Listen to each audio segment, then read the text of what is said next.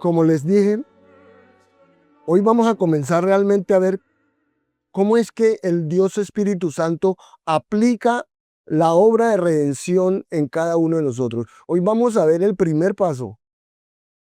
Amén. Porque sí, todos sabemos que Dios Padre nos eligió o eligió a algunos para salvación en la eternidad pasada, ¿verdad? Pero eso es la eternidad pasada. Eso es algo, el consejo eh, eh, del Dios Trino. Eso es algo que se llevó a cabo, eh, lo llevó a cabo la Trinidad, la Santa Trinidad. Y Él nos eligió, ¿verdad? Y luego se llevó a cabo la redención por parte del Dios Hijo, ¿cierto? Y viene el llamado general o el llamado externo, que es la predicación del Evangelio, pero como usted sabe, ese es el llamado que hace el predicador, básicamente, ¿no? Es el llamado, cuando uno proclama el Evangelio, es el llamado del predicador a todas las personas para que vengan a la salvación en Cristo Jesús. Pero realmente el llamado que tiene que ver con los elegidos es el que tenemos esta noche. Y usted va a poder comenzar a analizar desde aquí, a partir de aquí, si eso ya ocurrió en usted, porque son muchas las cosas que vamos a mirar. Entonces, eh, vamos a considerar el llamamiento interno, la regeneración. Así que por las deficiencias del llamamiento externo, pues es en realidad, como le digo, el llamado del predicador. Los pecadores necesitan un llamamiento soberano, eficaz, inherentemente poderoso. Necesitan un llamado inherentemente poderoso para vencer los efectos de la depravación y que pueda llevarlos al arrepentimiento y a la fe salvadora. Porque como usted sabe, en su estado natural, el hombre se caracteriza por la muerte espiritual, como dice Efesios 2:1. En otras palabras, por naturaleza, el hombre es un cadáver espiritual. El hombre natural, todas las personas en el mundo son cadáveres espirituales totalmente insensibles a la verdad espiritual proclamada en el llamamiento externo del Evangelio. Por esta razón, el hombre natural siempre rechaza el Evangelio. Por eso, ¿sí? Por eso es que uno siempre le habla a las personas y la persona siempre rechaza el Evangelio porque esa persona está muerta espiritualmente. Mira, el pecado ha impregnado tanto al hombre que todas sus facultades están corrompidas por este. Todas. No hay nada. No hay como dicen por ahí algunos que el hombre está enfermo. No, está muerto espiritualmente. Está espiritualmente ciego. Porque el Dios de este siglo cegó el entendimiento de los incrédulos para que no les resplandezca la luz del Evangelio de la gloria de Cristo, como dice 2 Corintios 4:4, como también habla Romanos 1:21-22, Efesios 4:17-18. Así cuando la gloria de Cristo se presenta en el Evangelio, el hombre natural no la ve, ¿eh? Porque los ojos de su corazón han sido cegados. También está espiritualmente sordo.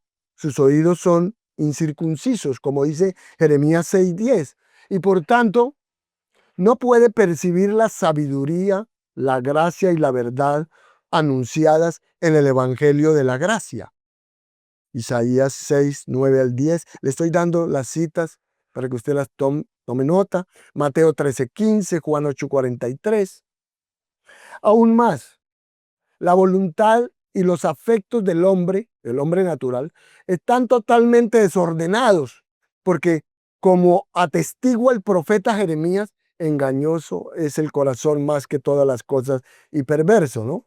En realidad el hombre natural, está desprovisto de vida espiritual, porque las escrituras declaran que su corazón es de piedra, como dice Ezequiel 11:19 y 36:26. Su corazón es frío. y no responde al significado y la gloria de la verdad divinamente revelada. Sin embargo, como dice Efesios 2, ¿cierto? Pero Dios, que es rico en misericordia, por su gran amor con que nos amó, aun estando nosotros muertos en pecados, nos dio vida juntamente con Cristo. Amén. Entonces, en el ejercicio de su placer soberano, Dios emitió un llamamiento eficaz en el corazón de los elegidos. Todo elegido va a tener, perdón, en algún momento este llamamiento eficaz. Va a venir sobre él en un momento especial. Todo elegido. Alguien que no sea elegido, no va a venir ese llamamiento eficaz, por supuesto. Dicho de manera distinta, Dios invita poderosamente al pecador a salir de su muerte y su ceguera espirituales, y en virtud del poder creador de su palabra le imparte una nueva vida espiritual. Le da un nuevo corazón, junto con ojos para ver y oídos para oír, y así lo capacita para arrepentirse y creer en Cristo para salvación. Usted puede mirar Romanos 8:30. Usted puede ver 1 Corintios 1:24, segunda carta a Timoteo 1:9, primera de Pedro 5:10, segunda de Pedro 1:3. Todos esos textos hablan de lo que les estoy diciendo. Y este es el milagro entonces divino de la regeneración o del nuevo nacimiento. Este es el llamado interno, el llamado eficaz. Pero veamos quién es el autor de la regeneración. Ya vimos lo que es, ¿no? Ese llamado interno, ese llamado eficaz. Ahora vamos a ver quién es el autor de esta regeneración. Como lo demuestra la exposición anterior, acabamos de decir, el autor de este cambio radical, porque es un cambio radical, en la naturaleza del hombre, no puede ser el mismo, ¿no? Sino más bien es el creador de toda vida, incluida la vida eterna. Es solo Dios. Dios es el único que hace eso. Algunos otros aspectos de la aplicación de la redención, sí, claro, requieren que los creyentes participen activamente. Otros aspectos. Por ejemplo, en la conversión. Ahí necesitamos participar, ¿verdad? Porque aunque el arrepentimiento y la fe eh, son dones soberanos de Dios, es algo que nos da Dios, el arrepentimiento y la fe, como dice Hechos 11:18 y Efesios 2:8, somos nosotros mismos los que debemos apartarnos del pecado y confiar en Cristo, ¿cierto? Pero eso es en la conversión. Allá no hemos llegado todavía. Estamos en la regeneración. Amén. Bien. Entonces, en otras palabras, aunque Dios nos concede la fe, Él no cree en el Evangelio por nosotros, ¿cierto? Eso es lo que estábamos diciendo ahorita. De manera similar, aunque el crecimiento cristiano en santidad es una obra soberana del Espíritu de Dios, como dice Filipenses 2:13, 2 Corintios 3:18, Gálatas 5:16, 17, nosotros somos llamados a beneficiarnos de los medios por los cuales el Espíritu nos santifica y resuelve nuestra salvación con temor y temblor. Y hacer todo lo posible por suplementar nuestra fe en virtud, ¿cierto? Como dice segunda de Pedro. Pero la obra de la regeneración, hermanos, la obra de la regeneración es diferente de otros aspectos de la aplicación de la redención. En la regeneración, el hombre es totalmente pasivo. Usted es totalmente pasivo. Dios es el único agente activo que produce el milagro creativo del nuevo nacimiento. Usted no hace nada para nacer de nuevo, mejor dicho, para que lo entienda. Por eso es relevante, o sea, es notable que las escrituras usen el simbolismo de nacer de nuevo para describir esta obra de regeneración. Como dice allá en Juan 3:3 al 8, Primera de Pedro 1:3 y 23, Primera de Juan 3:9. Porque, mire, en la esfera física, un niño no contribuye en nada a su concepción ni a su nacimiento, ¿cierto? ¿En qué contribuye un niño a su concepción o a su nacimiento? Nada. Por eso es que está este simbolismo acá. Nada. Él no existe. El niño no existe y por tanto depende por completo de la voluntad de sus padres. ¿Para qué? Para venir al mundo, ¿cierto? Del mismo modo, Jesús escoge esta analogía para ilustrar la realidad de que los pecadores muertos y depravados, que son todas las personas, no pueden contribuir a su renacimiento a la vida espiritual, sino que dependen por completo de la voluntad soberana de Dios para la regeneración. Dependen por completo de Dios.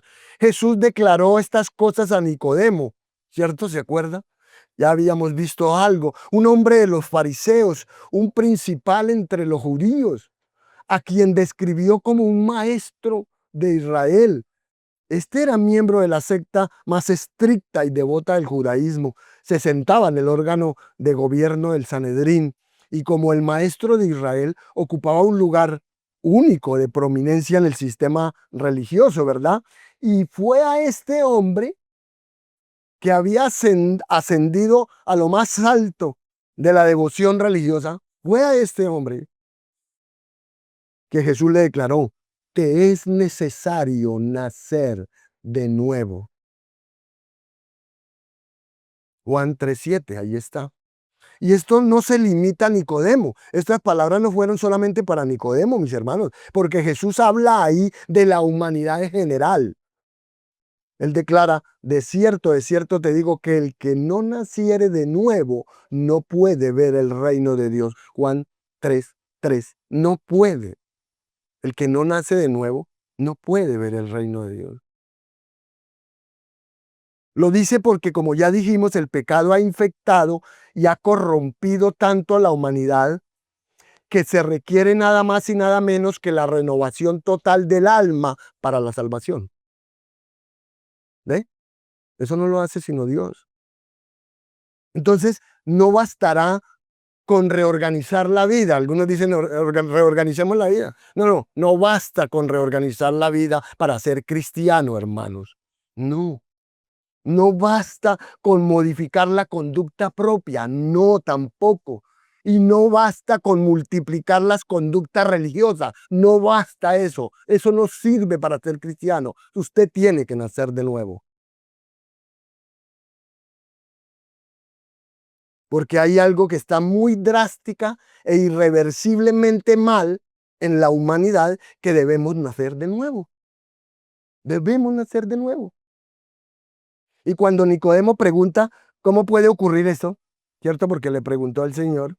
Jesús no le proporciona, Jesús no le dice, aquí está la lista de deberes religiosos para que usted pueda colaborar con la gracia de Dios y nacer de nuevo. No, Jesús no le dice nada de eso. No hay, por ahí he escuchado, ¿no? Mensajitos que salen por ahí, ¿no? 7 pasos para nacer de nuevo. ¿Eso de qué? ¿De dónde? O 3 pasos para nacer. No hay pasos para nacer de nuevo, hermano. Entonces, Jesús no le da ninguna lista. En su lugar apunta a la voluntad soberana de Dios. Él apunta a la voluntad soberana de Dios y declara, mire lo que declara el Señor Jesús, en vez de darle una lista. Él dice allá en Juan 3:8, el viento sopla de donde quiere. El viento sopla de donde quiere. ¿Por qué dice eso? Bueno, ya vamos a mirar. Como observa John Murray, el viento no está a nuestra disposición, no, ni supeditado a nuestra voluntad. Usted no puede mandar en el viento, usted no puede controlar el viento, usted no le puede decir al viento qué haga, ¿verdad? Eso es lo que está diciendo acá. Tampoco la operación regeneradora del Espíritu. Usted no le puede decir nada de eso a la operación regeneradora del Espíritu. Es el Espíritu que decide. Pero aparte del simbolismo del nuevo nacimiento, las escrituras afirman de forma explícita que la regeneración es un acto exclusivo de Dios. El apóstol Juan declara que los hijos de Dios nacidos en regeneración no son engendrados de sangre, ni de voluntad de carne, ni de voluntad de varón, sino de Dios. Juan 1:13. De manera que el hombre no nace de nuevo por sangre. No, lo que significa que el nuevo nacimiento no se transmite de forma hereditaria, no se transmite por líneas de sangre. El nuevo nacimiento no se transmite así, sino que es del todo sobrenatural. Amén.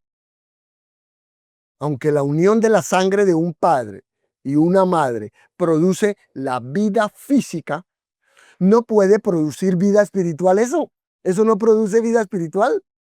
Entonces, oh, mi abuelo era cristiano, entonces yo soy cristiano. No, no, no, eso no es así. Eso no pasa por la sangre. Por tanto, la herencia o el linaje ancestral de la persona no afectan a la regeneración. Tampoco el Hijo de Dios nace de la voluntad de la carne. Sencillamente Él no decide nacer de nuevo como ejercicio de su voluntad. Nadie dice, yo voy a nacer de nuevo. ¿No? Ninguna persona aquí, ni ninguna persona que venga a la iglesia puede decir, bueno, yo quiero, hoy me propongo nacer de nuevo. No, no puede hacer eso. Así que ningún esfuerzo moral, ninguna actividad religiosa puede inducir al nuevo nacimiento. No. Si usted no ha nacido de nuevo, humíllese ante Dios y clámele a Él por misericordia y dígale que lo lleve a nacer de nuevo. Eso es lo que tiene que hacer. Porque la carne solo puede dar a luz la carne.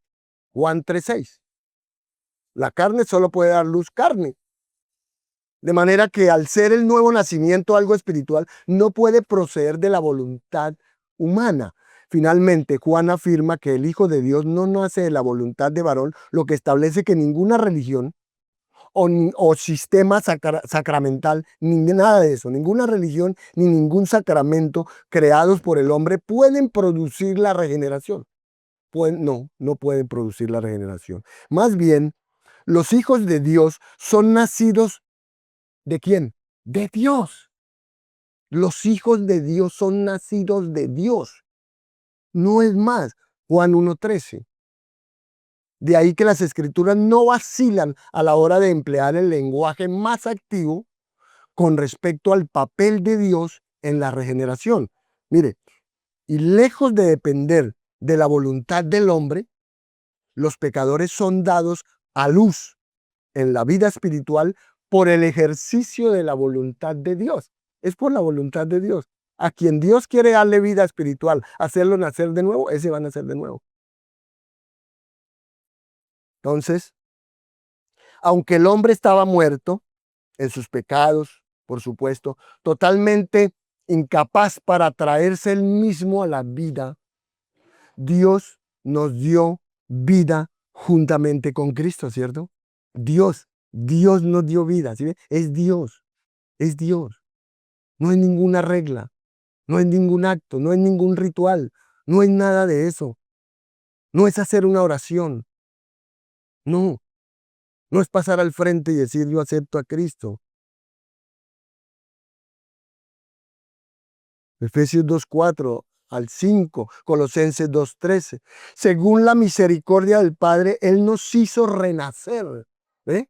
Primera de Pedro 1:3. Y por medio del profeta Ezequiel, Dios prometió un tiempo en el que traería regeneración a su pueblo. Y dice allá en Ezequiel 36:25 al 27, dice, esparciré sobre vosotros agua limpia, y seréis limpiados de todas vuestras inmundicias, y de todos vuestros ídolos os limpiaré. Os daré corazón nuevo, y pondré espíritu nuevo dentro de vosotros, y quitaré de vuestra carne el corazón de piedra, y os daré un corazón de carne, y pondré dentro de vosotros mi espíritu, y haré que andéis en mis estatutos, y guardéis mis preceptos, y los pongáis por obra. Qué maravilloso, ¿no? Ahí está. Entonces la obra monergista, o sea, exclusiva, de Dios en la regeneración está inequívocamente en este texto, ¿cierto? Pues en tan solo estos 3 versículos que leímos, Dios usa el tiempo futuro 6 veces, ¿cierto? Dios usa el tiempo futuro 6 veces e insiste en que este trasplante espiritual de corazón es por completo obra suya. Es por completo la obra de Él. Amén. Y en el siguiente capítulo, Dios ilustra su propia soberanía y la impotencia del hombre mediante la descripción de la regeneración futura de Israel, ¿cierto? Como insuflar, ¿no? Soplar, inflar vida a un valle lleno de huesos secos. Eso es el hombre natural. Ese es el hombre cuando Dios todavía no le ha hecho nacer de nuevo. Ese es un qué? Un hueso seco. Son huesos secos. Así vivan y corran para aquí. Usted los vea brincar y saltar y reír y cantar. Son huesos secos. Aunque esto es claramente una profecía de la regeneración y la salvación de los judíos, ¿cierto? A eso es, habla este texto, antes del regreso de Cristo. Esto da por sentado que Dios es quien regenera a los individuos. En el caso de Israel, toda una nación de ellos, ¿cierto? Entonces, tal es el estado de depravación natural del hombre, que tiene la misma incapacidad de darse vida al mismo como una pila de huesos muertos y secos. No tiene ninguna capacidad el hombre en ese estado. Una vez ilustrada esa promesa, Dios declara a continuación: He aquí, yo abro vuestros sepulcros, pueblo mío, y os haré subir de vuestras sepulturas, y pondré mi espíritu en vosotros y viviréis. Eso es Ezequiel 37, 12 y 14.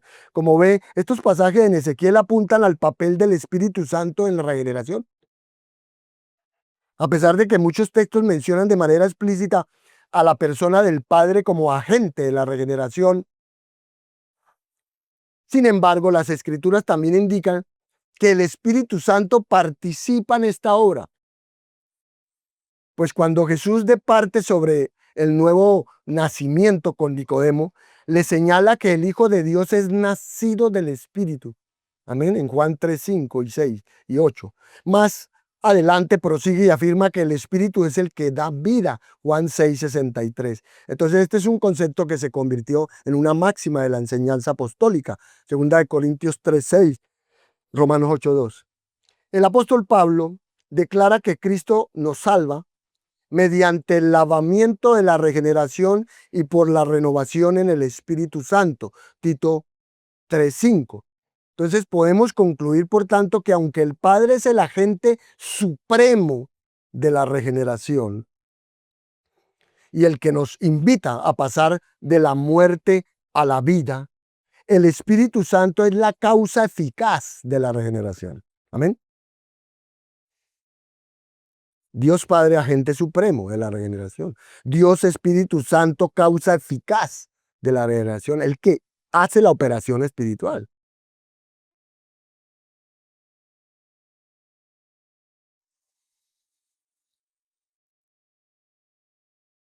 Entonces, continuemos ahora con la naturaleza de la regeneración. Necesitamos concluir esta parte, porque dentro de 8 días ya pasamos a otro aspecto de la aplicación de la redención. Entonces necesitamos terminar. La naturaleza de la regeneración. ¿Qué consiste la regeneración? ¿Verdad? Eso es lo que vamos a mirar. El término griego para regeneración solo aparece 2 veces en el Nuevo Testamento. En la primera es en Mateo 19, 28. Allí Jesús les dice a sus discípulos: de cierto os digo que en la regeneración, cuando el Hijo del Hombre se siente en el trono de su gloria, vosotros que me habéis seguido también os sentaréis sobre 12 tronos para juzgar a las 12 tribus de Israel. Ahí se usa el término regeneración para aludir a la renovación de la creación que empezará en el reino milenial y que llegará a la consumación en los nuevos cielos y la nueva tierra. La segunda aparición de este término de regeneración en el Nuevo Testamento se produce en Tito 3:5, donde dice: nos salvó no por obras de justicia que nosotros hubiéramos hecho, sino por su misericordia, por el lavamiento de la regeneración y por la renovación en el Espíritu Santo. Aquí Pablo usa el término para hablar sobre la salvación del hombre del pecado, como ve, e indica que la regeneración se caracteriza tanto por el lavamiento como por la renovación. Esta forma de entender la regeneración es similar a Juan 3:5, ¿cierto? Donde Jesús afirma que el nuevo nacimiento consiste en nacer de agua y del Espíritu. Una referencia a la profecía que vimos de Ezequiel, ¿verdad? En capítulo 36, y que describe metafóricamente la regeneración como ser rociado con agua limpia y recibir un nuevo corazón. Entonces, de los usos del término bíblico podemos concluir que la regeneración habla de una purificación del pecado. La regeneración habla de una purificación del pecado y de la creación de la vida espiritual. De eso es lo que es la regeneración. Purificación del pecado y de la creación de la vida espiritual. Es una renovación purificadora. Al nivel más fundamental, la regeneración es la impartición divina de vida espiritual eterna al pecador espiritualmente muerto. Entonces, al nivel más fundamental, le repito, la regeneración es la impartición divina de vida espiritual eterna al pecador espiritualmente muerto. Eso es la regeneración. Las escrituras emplean numerosas imágenes para ilustrar el llamamiento eficaz de Dios a la regeneración, como hizo con el valle de los huesos secos por el poder creativo de su palabra. Dios infundirá vida espiritual en los corazones muertos de los judíos, insuflará, por así decirlo, la vida divina sobre los huesos secos de sus almas y los revivirá, ¿cierto? Eso fue lo mismo que ocurrió cuando Jesús se encontraba ante la tumba de su amigo que llevaba 4 días muerto, ¿cierto? Y gritó a gran voz: Lázaro, ven fuera. Eso es lo mismo. Juan 11:43 está eso. Pues con estas palabras Jesús invitó autoritativamente a Lázaro, le dio una orden a salir de la muerte y entrar a la vida. Eso es regeneración, hermano. Es aquí física, ¿verdad? Pero así es la regeneración, el nuevo nacimiento en cuanto a lo espiritual. Y el que había muerto, entonces, ¿qué pasó? Salió de la tumba dando traspiés, todavía envuelto en su mortaja. Así también Dios le ordena al cadáver espiritualmente sin vida del pecador que salga de su muerte y mediante esa palabra lo trae a la vida de forma eficaz. Eso es regeneración. Y eso es lo que pasa en cada uno de nosotros. Si a usted no le ha pasado eso, hay que correr al Señor. Hay que correr al Señor.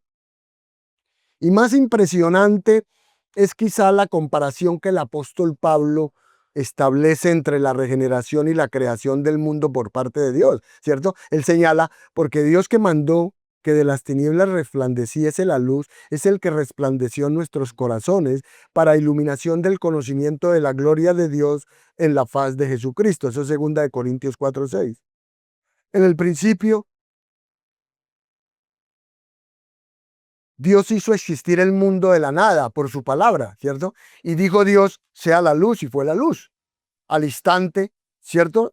Apareció, se hizo, se iluminó todo. Y Él llama las cosas que no son como si ya existieran, ¿verdad? Como dice Romanos 4:17.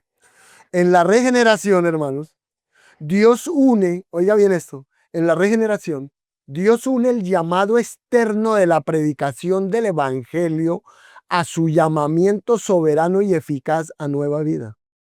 Eso es lo que pasa.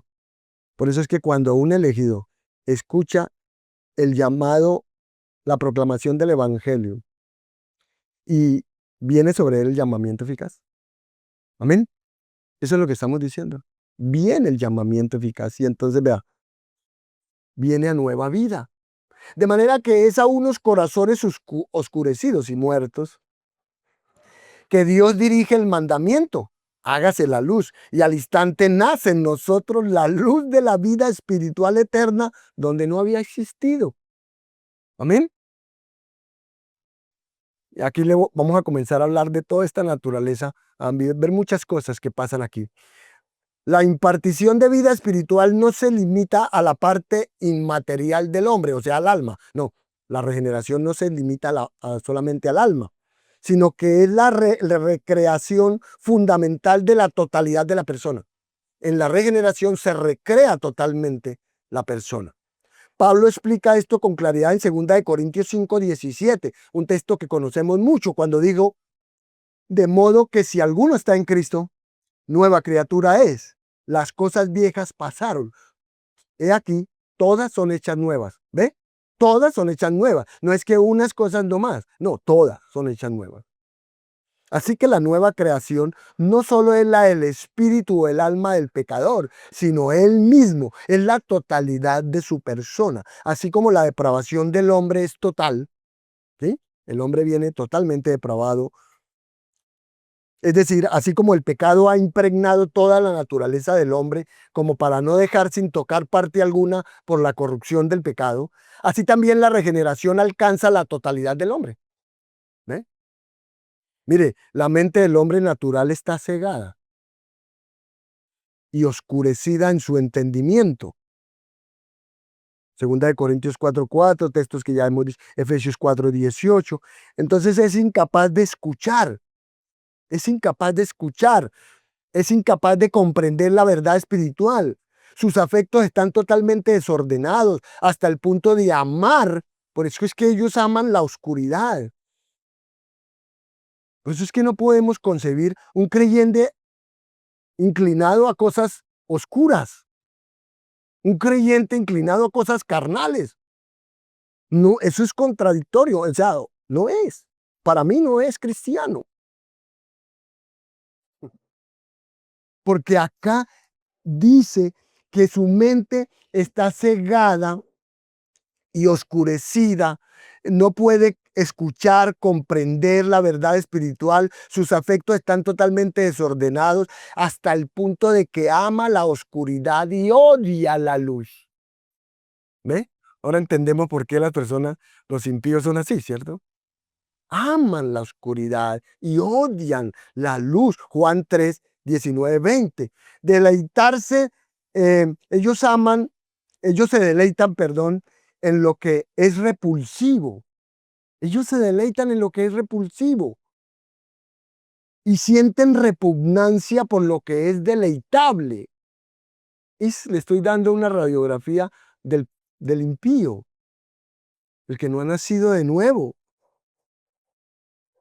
De modo que, dirigido por sus afectos, rechazará con obstinación a Cristo y rechazará la gloria de su evangelio. Siempre, siempre.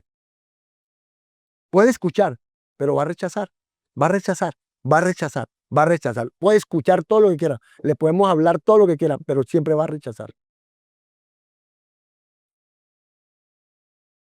Así el hombre es cautivo del pecado en su mente, en sus emociones y en su voluntad. Por consiguiente, la renovación del hombre en la regeneración es tan extensa como su depravación. En la regeneración el Espíritu Santo abre los ojos ciegos de la mente. Hechos 26:18, 2 Corintios 4:4 y 4:6, Efesios 1:18. Reemplaza, por así decirlo, ¿qué es lo que está pasando en la regeneración? ¿Qué es lo que sucede en la regeneración? Reemplaza, por así decirlo, la mente de la carne por la del espíritu, como dice Romanos 8:5-9. ¿Y esto qué quiere decir? En realidad quiere decir que la reemplaza esa mente carnal, la reemplaza con la mente de Cristo mismo. En nosotros es colocada la mente de Cristo mismo. Primera de Corintios 2:16 habla de eso, de manera que el hombre regenerado aprecia todas las cosas que una vez no pudo entender. El hombre la persona que ha nacido de nuevo, ahora aprecia todas las cosas que una vez no podía entender. Primera de Corintios 2:15, Primera de Juan 2:20, Primera de Juan 2:27. El Espíritu quita el corazón de piedra del pecador, eso es lo que hace, e implanta en él un corazón de carne. Ese corazón de carne, ese que es capaz de percibir y amar la verdad espiritual. Eso es un corazón de carne. Ezequiel 11:19 habla de eso, 11:36, o de Ezequiel 36:26 y Deuteronomio 36. Los afectos son, pues, renovados a semejanza de Cristo, para que el nuevo hombre odie el pecado. Por eso es que ver a un creyente cometiendo los pecados por los cuales Cristo murió,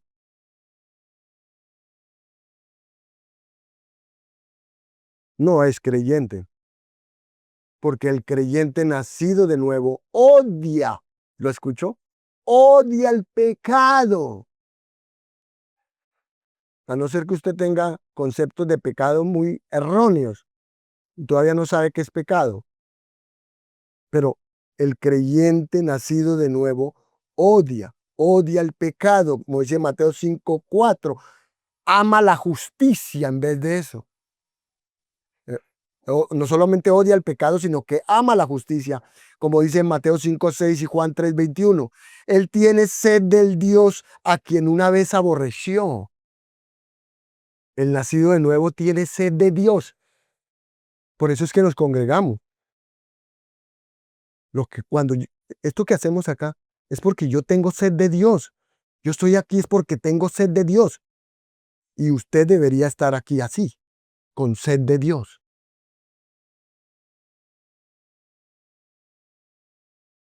En eso es muy básico, ¿verdad? Salmo 27:4. Salmo 42:1 al 2.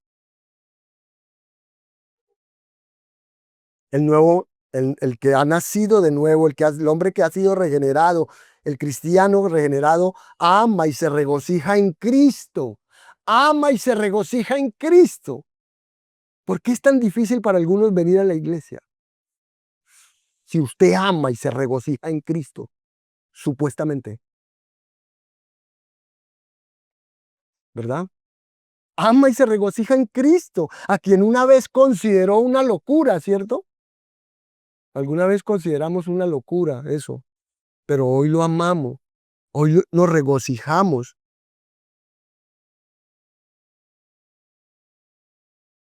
Por tanto, con renovados afectos, la voluntad del pecador está finalmente liberada de la esclavitud del pecado para ser libre en la justicia. Como resultado ahora el hombre, la mujer regenerada, ahora quiere lo que Dios quiere.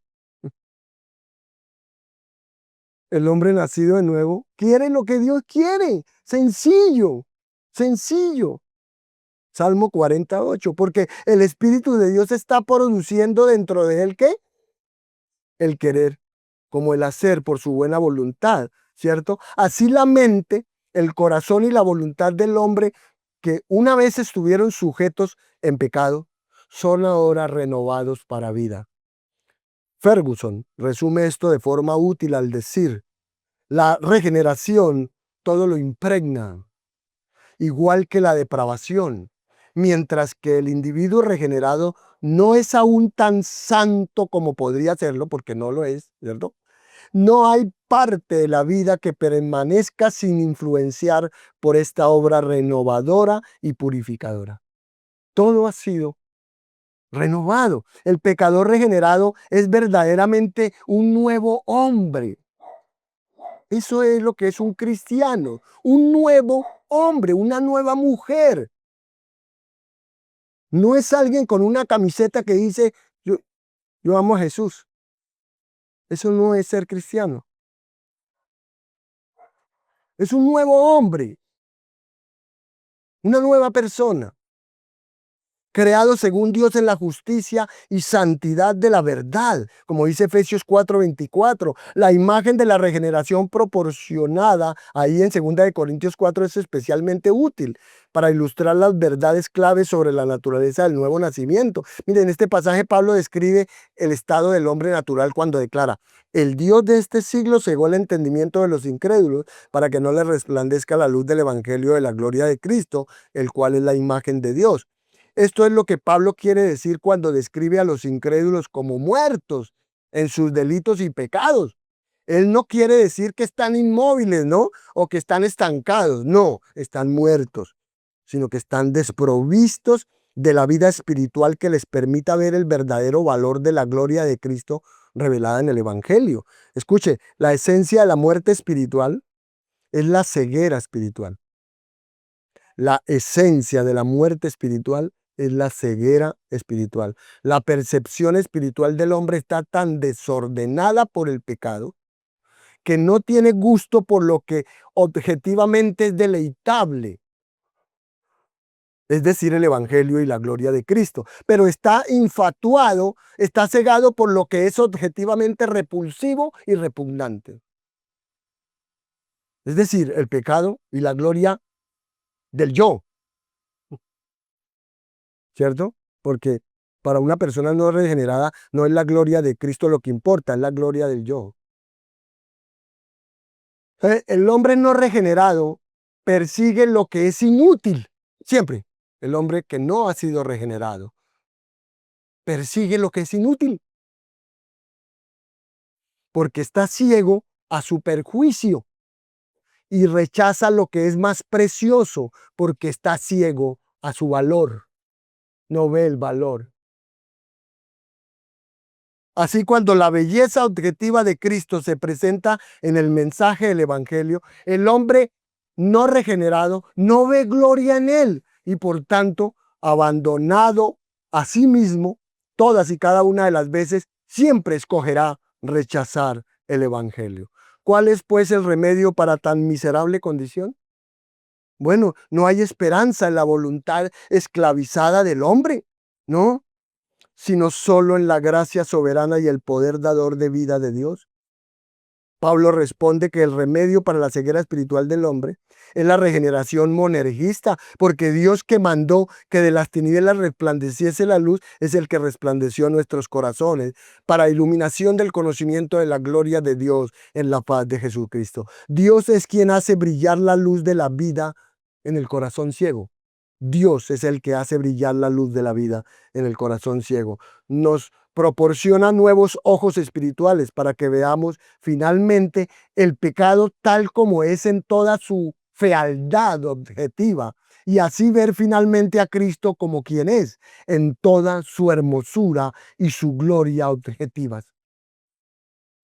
Y cuando los pecadores tienen por fin los ojos espirituales que funcionan y la luz necesaria para ver las cosas como son en realidad, se apartan con asco de la suciedad del pecado. Eso es arrepentimiento, si no lo sabía. Se apartan con asco de la suciedad del pecado. Eso es arrepentimiento. Y aceptan con avidez al Cristo, cuya gloria pueden ver al fin. Eso es fe. Por esta razón, los teólogos hablan de la gracia regeneradora de Dios como irresistible. ¿Por qué? Porque, y eso no es que, cuando hablamos de gracia irresistible, no es que uno no pueda resistirse nunca a la gracia de Dios, porque siempre, como usted ya ha visto, hay resistencia a su gracia común, tal como se expresa en el llamamiento externo del Evangelio. Más bien, lo que quiere decir gracia irresistible de la regeneración de Dios es que Dios vence la resistencia natural del hombre al Evangelio. Él la vence. Él vence esa resistencia natural del hombre al Evangelio, iluminando su corazón y abriendo sus ojos a la gloria de Jesús, para que pueda ver a Jesús. La gracia irresistible no significa, pues, que el hombre esté coaccionado o forzado al arrepentimiento y la fe. No, eso no significa gracia irresistible, pues Dios nunca violenta la voluntad del hombre.